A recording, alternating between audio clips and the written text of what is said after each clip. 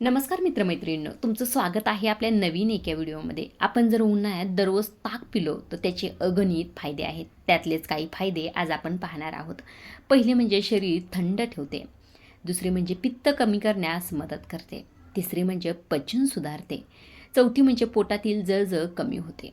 पाचवी म्हणजे शरीरातील पाण्याची कमतरता कमी होते. सहावी म्हणजे थकवा कमी होतो आणि ताजेतवाने वाटते. सातवी म्हणजे भूक वाढण्यास मदत होते.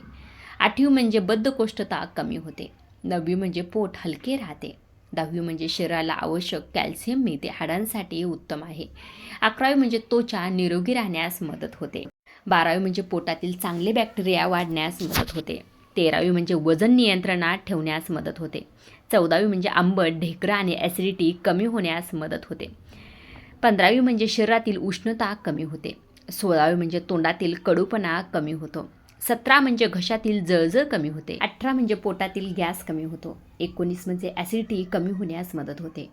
20 म्हणजे शरीरातील विषारी पदार्थ बाहेर टाकण्यास मदत होते. 21 म्हणजे रोगप्रतिकारशक्ती वाढण्यास मदत होते. 22 म्हणजे त्वचा चमकदार आणि निरोगी राहते. 23 म्हणजे शरीराला हलके वाटते. 24 म्हणजे लघवी साफ होते. 25 म्हणजे डोकेदुखी कमी होण्यास मदत होते, उष्णतेमुळे होणारी डोकेदुखी. 26 म्हणजे पोटातील जंतू संतुलित ठेवण्यास मदत होते. 27 म्हणजे थकवा आणि अशक्तपणा कमी होतो. 28 म्हणजे पचनसंस्था मजबूत राहते. 29 म्हणजे उन्हामुळे होणारी बेचैनी कमी होते. 30 म्हणजे शरीर थंड होण्यास मदत होते आणि 31 म्हणजे पचनक्रिया सुधारते.